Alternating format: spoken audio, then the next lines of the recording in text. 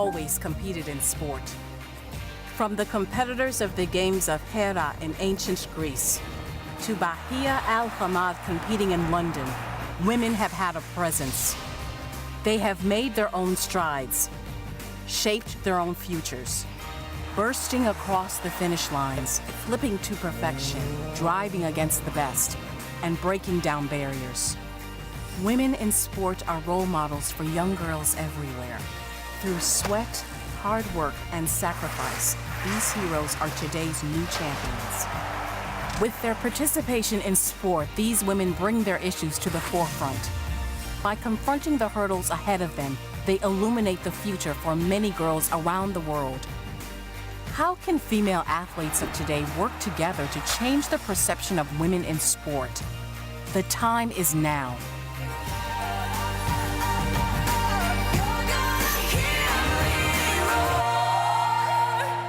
Ladies and gentlemen, please welcome Executive Programs Presenter, BeIN Sport, Layla SAMATI.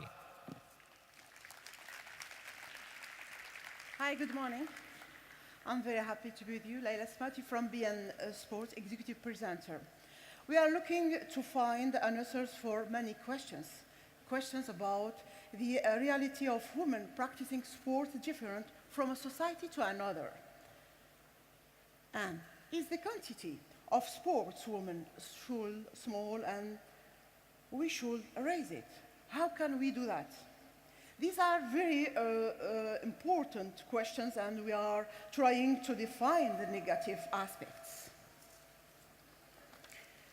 of this situation, while in parallel as well we try also to find solutions and work hard on making this situation better right now. What is the role of media for women's situation sport? What is the role of sports association and local federations in this issue?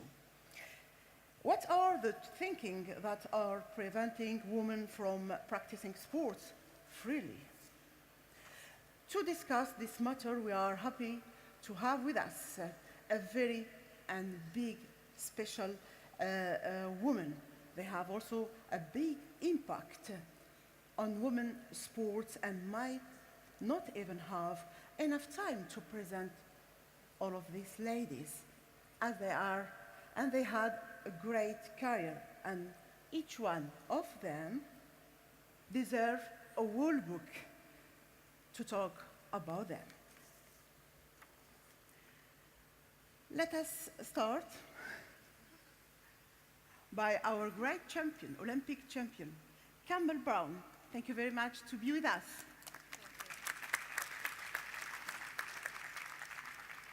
Marlene Beyonce, Executive Director of the American Women Coach.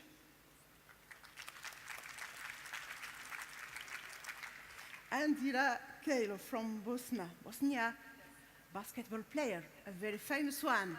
Yesterday she had a beautiful match, a great match, and she scored a lot.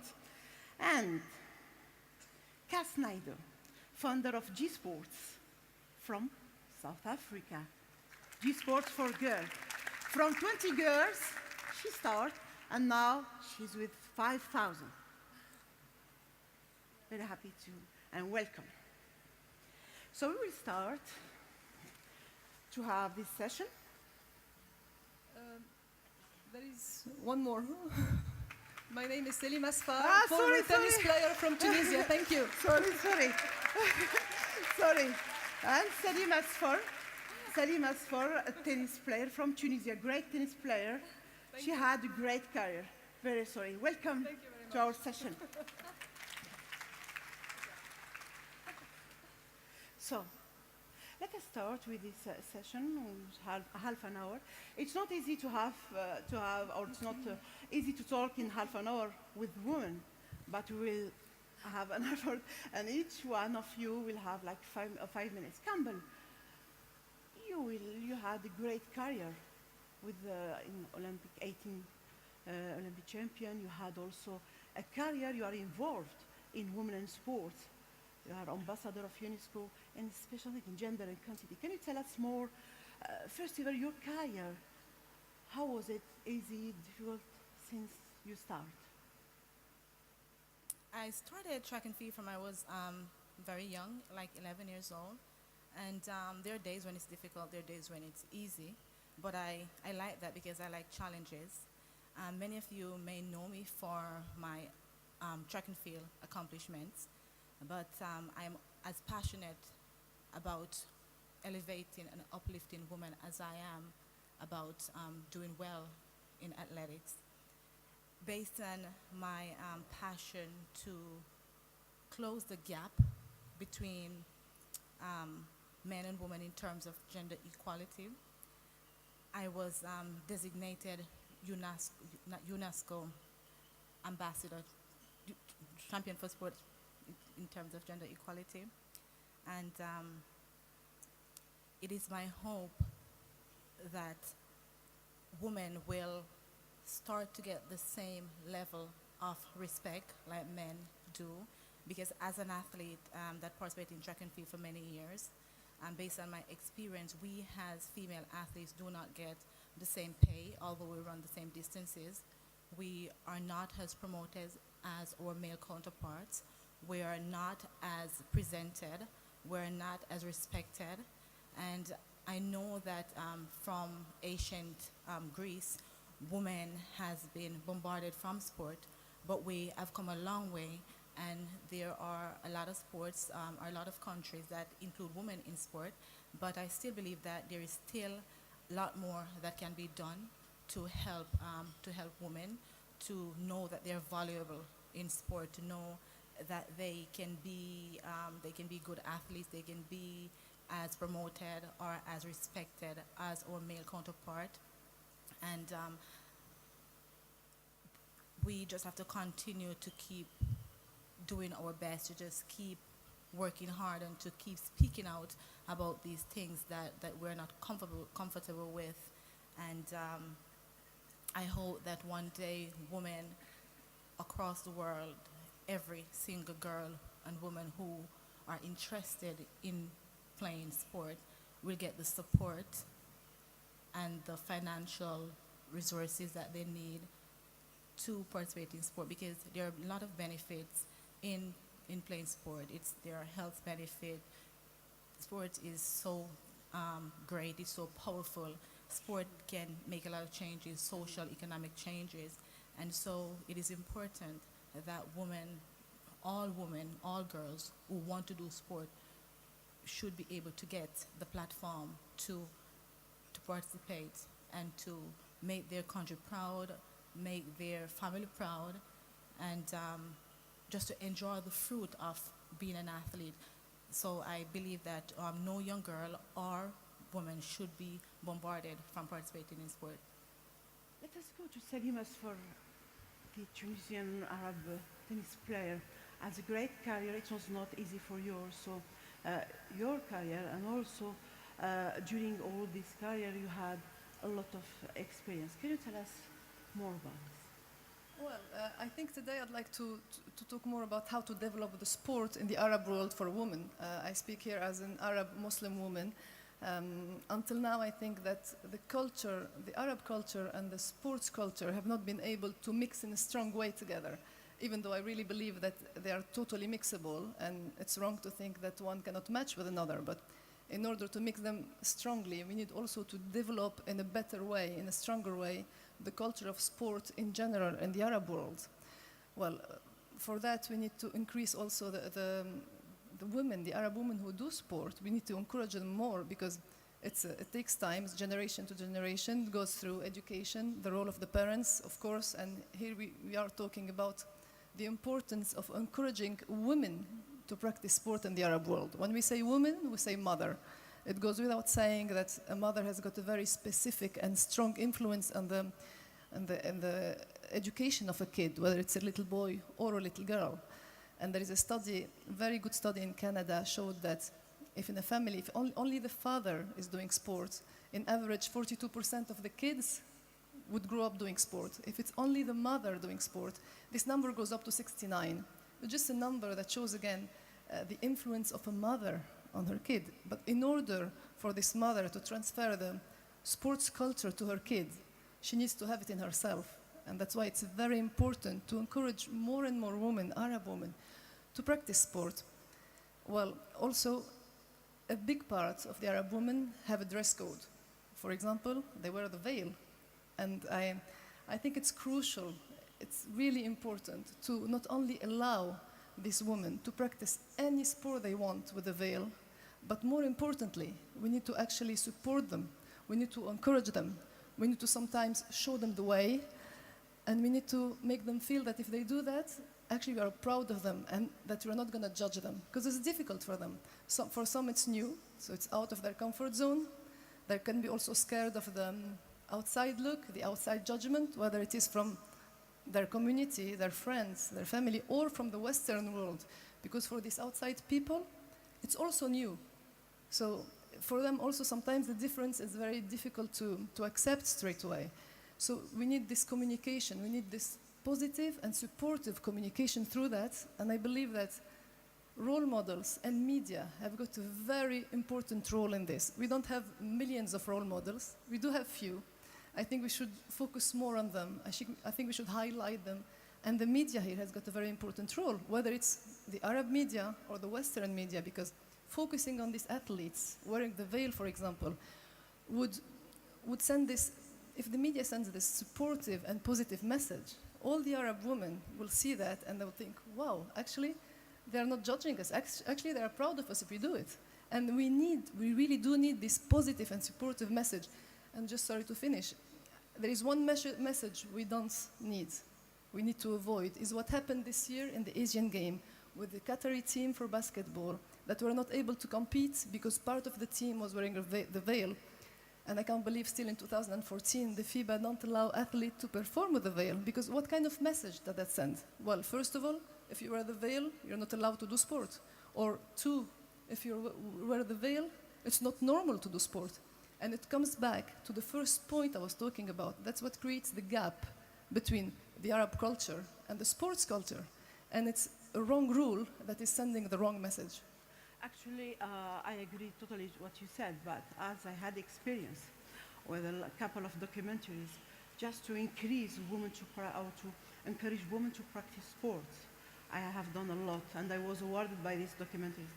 The media is not enough. Media also must be involved, Indira, with the associations, with the federations, and also we have to believe, because to install the sports culture with different society, different tradition, it's not easy. So you have to find the best way to communicate with each society, with each tradition. And this is, as you know, it's not a problem of religion, it's tradition. Absolutely. Indira, you had such experience. Can you, and we can start by when Selima finished. Yes. Assalamu alaikum, everybody. Peace and blessings on you all.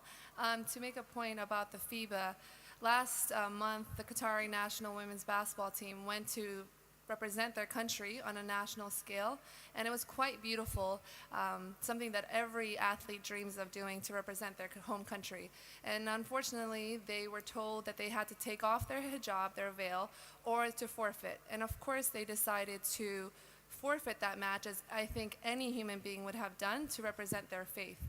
And I stand in solidarity here, and I also did while I was in New York, with all those women, and not just the Qatari women's basketball team, but all women of different religions, different faiths. I don't think it's just a Muslim issue. I think it's any religion. If you want to stay close to it, and if you want to represent it, and like myself, for me personally, my story is I've played majority of my career without the veil, and within the last 2 years I've become very close to my religion, and I went back and forth as I've talked to many Muslim women. Should I cover? What will people think? Will I lose my job? Will I get another job? There's so many things that you have to think of, and in my opinion, that's something that should never ever happen in sport or outside of sport. I should never have to choose between my religion and my faith, and no athlete, no woman or man should have to do that.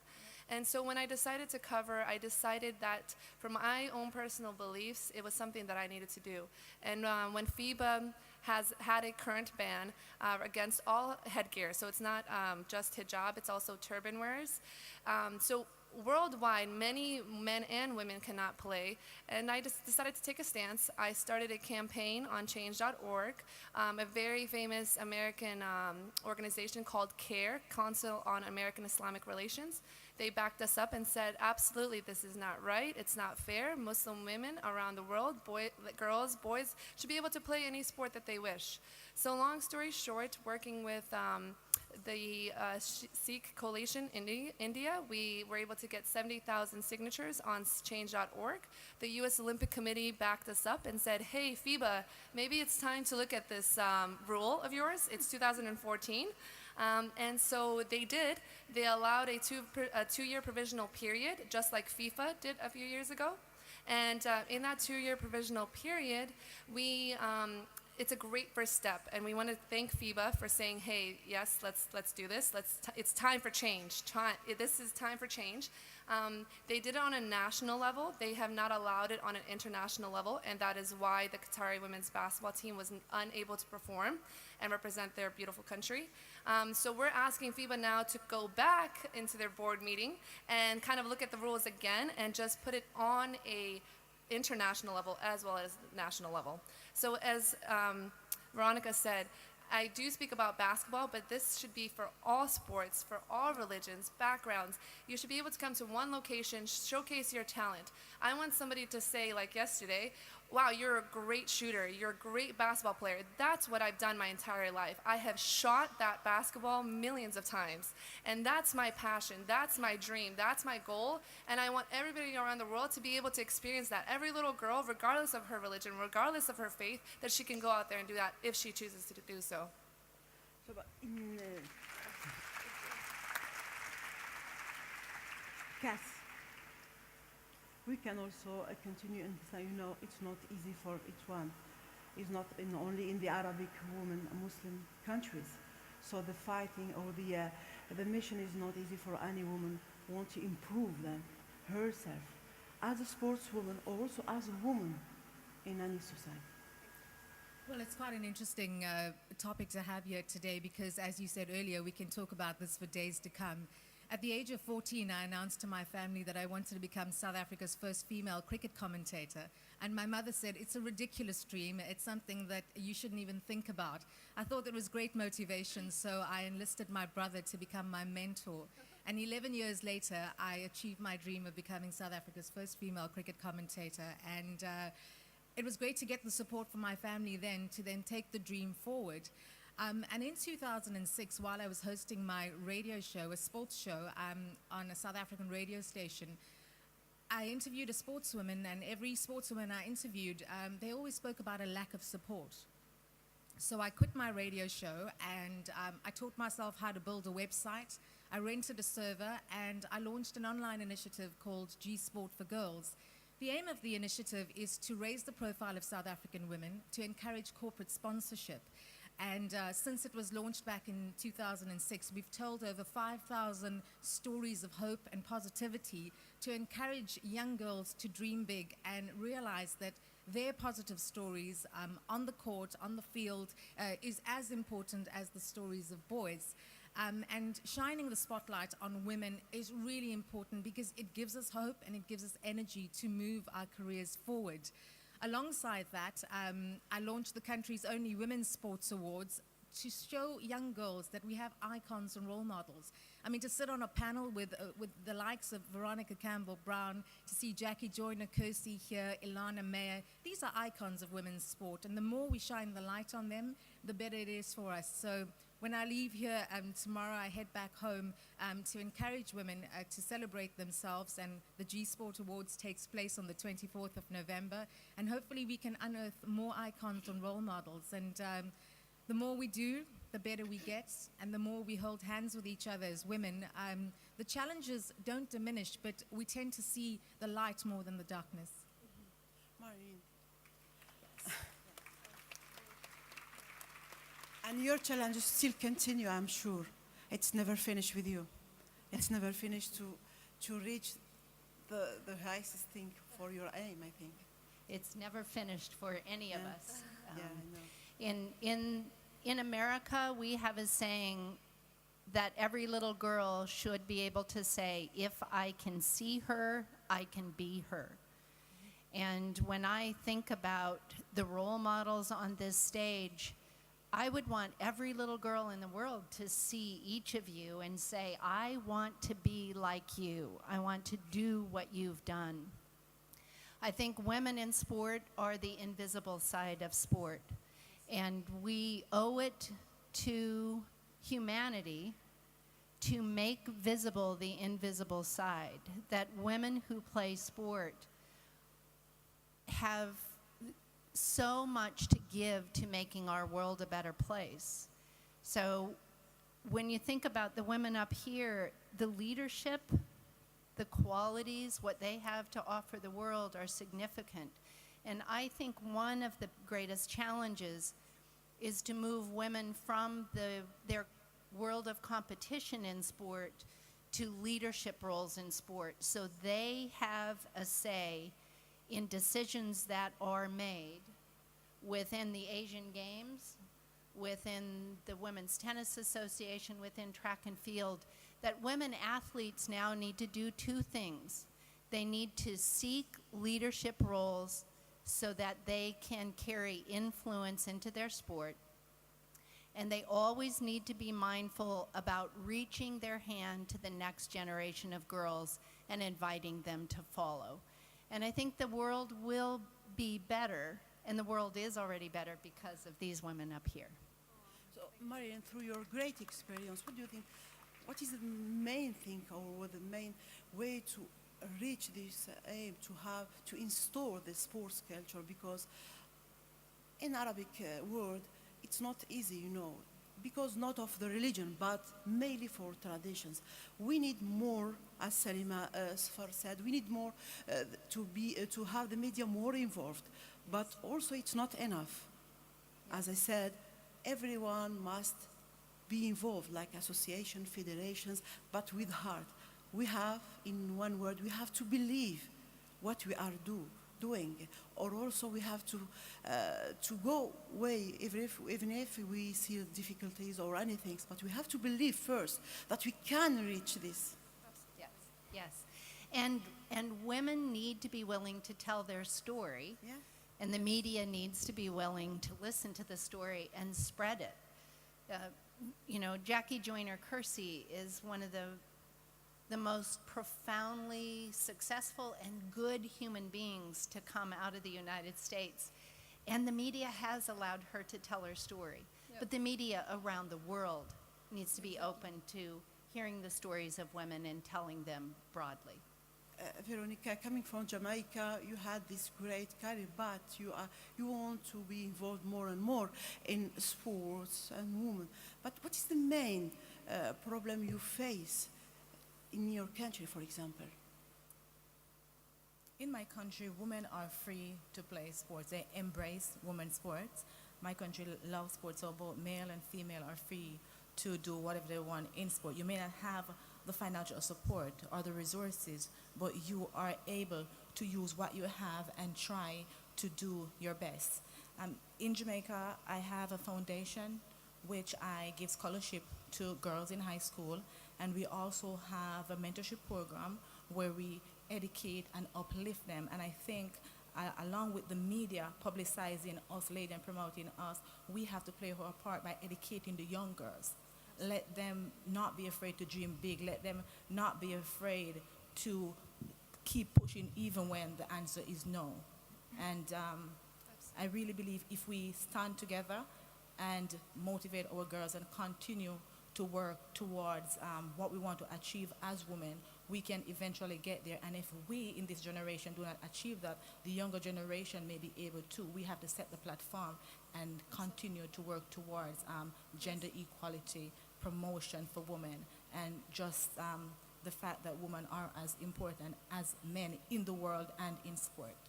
And women have all facilities. It's not a problem of freedom, but facilities to make their mission more easy, to become champion like you, for example, to encourage them.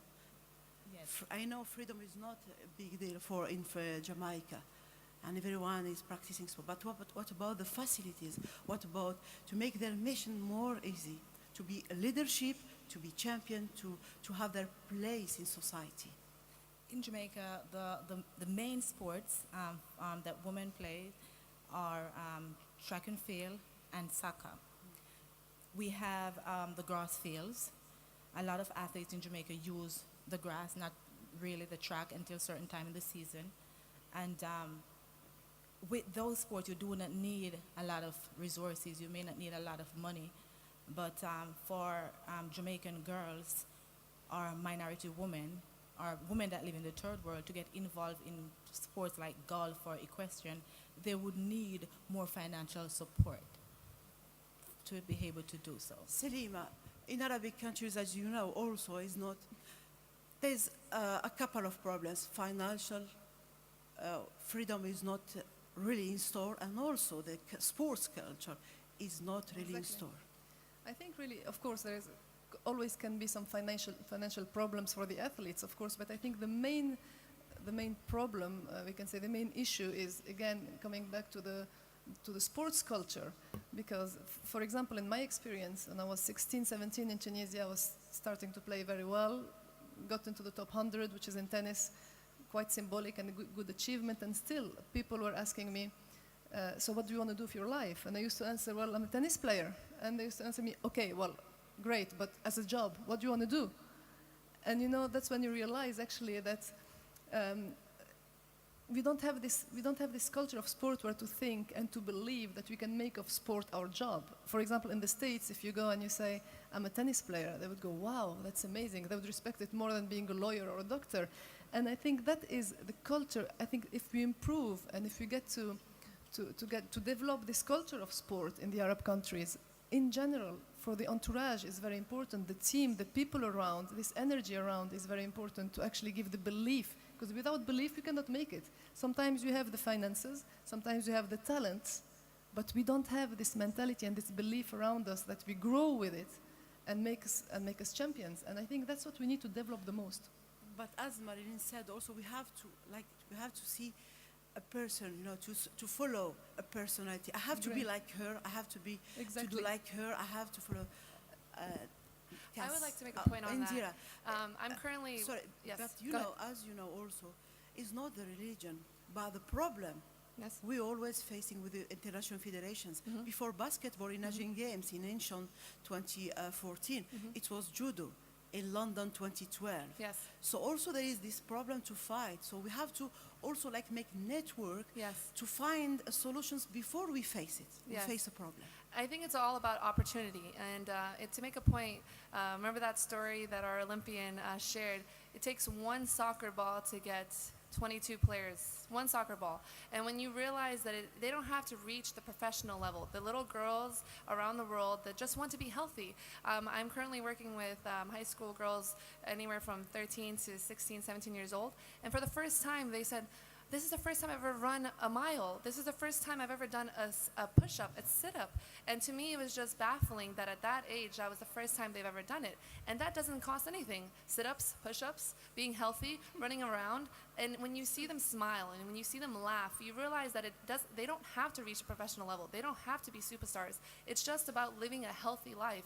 And not just for girls, it's all Muslim girls. It's not just for Muslim girls, it's for girls all around the world. Yep. We know obesity is a big issue. We are seeing it all around the world. You walk out and you see it. And we just have to change that culture. It doesn't have to be, oh, she's professional, oh, she's not professional. It's more, are you living a healthy life? Are you active? Are you running? Are you kicking a soccer ball? Are you hitting a volleyball? Are you playing tennis? Are you running sprints? And so to me, I think we need to bring it back to the basics in some way and look at it at a bigger spectrum of your health. Marlene, we talk about here in Qatar, for example, we have this experience, sport for life. We have to practice sport for life, to be healthy, not first to be healthy, then we think about a sports career. In United States, what is the main problem our women face is not, I think, about freedom. It's not, what is the main? No, in the United States, it's not about freedom, but sadly, it's become about entitlement. And sometimes now, because freedom has been taken for granted, women athletes forget that with opportunity comes the responsibility to pay it forward and to create a path for others. So that's a problem. The other problem is that women are not going into the coaching profession. And I believe that it's very important for women to be represented as coaches as they then develop young women to follow and really explore their potential as an athlete. Yes, it's also the same situation in South Africa, as I have been there. I've seen a couple of sports be practiced by women there, but also there is a couple of difficulties you face in your experience with the G-sports girls. What is the main problems you are facing in South Africa? You know, Layla, they say perception is reality, and I think it's important for women to change the perception by being ourselves, by being comfortable to be who we are. And the confidence comes by actually being yourself, and when people see those comfort levels, they follow suit.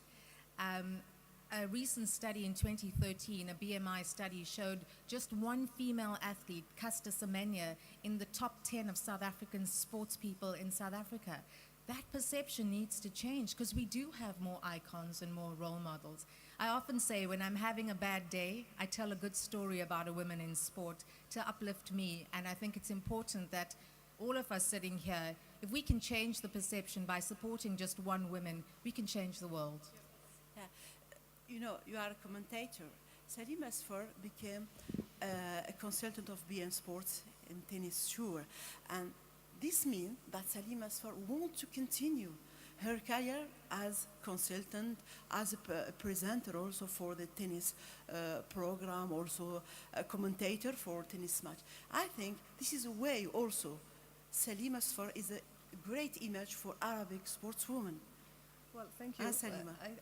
I believe I do have maybe a small role, and hopefully I can make a little change because, of course, But it's important to continue, Selima. It's not to stop in your career as an athlete. You continue. Of course. No, I think I would like to share my experience first. I would like to share what maybe I've learned, what can make a better, an easier development for the Arab. I'm Arab, so I speak for the Arab Muslim world, to make the woman improve more in her conception of the sport and to be more supported and encouraged. And I believe that maybe today I have a job that can allow me to pass more messages, and I would like to take this opportunity every day at work to try to pass it. And again, that's the issue. Communication, the right communication, the positive one, the supportive one is what's going to make a change. Of course, it's a long process, but it goes through communication. Campbell, because we have less than 2:30, what you have to say at the end of this session, like a message, but we have to continue, really, to continue work hard, to continue our network, Women's Sports Network, through Doha Goals. Absolutely. It is our responsibility as women to motivate, uplift, communicate, and work towards elevating each other, creating role models for young girls, encourage them, let them realize that they can achieve their dreams. So we have to continue working towards closing that gap between, the gaps women are facing in sport. Marlene.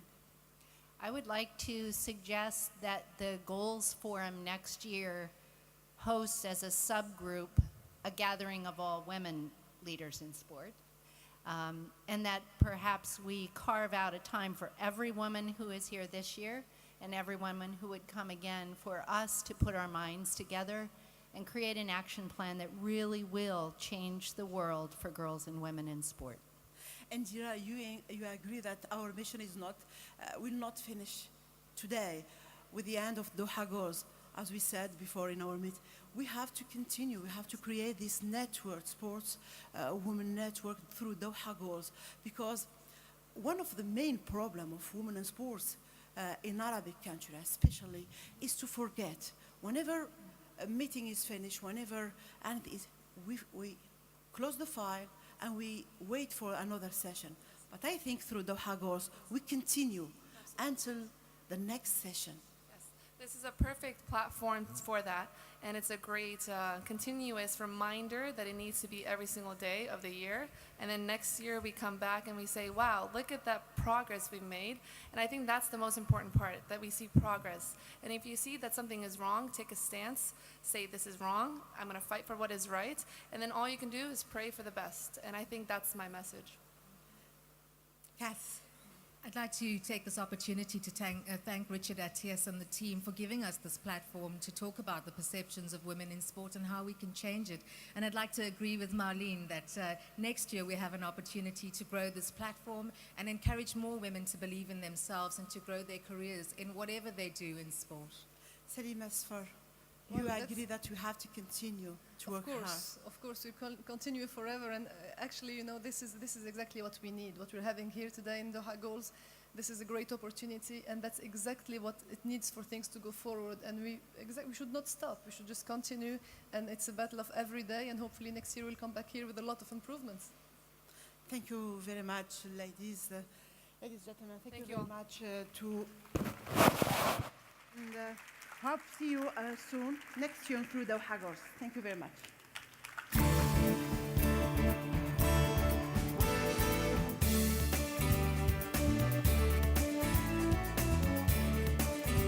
Ladies and gentlemen, please welcome Olympic gold medalist, two-time world champion, and reigning triple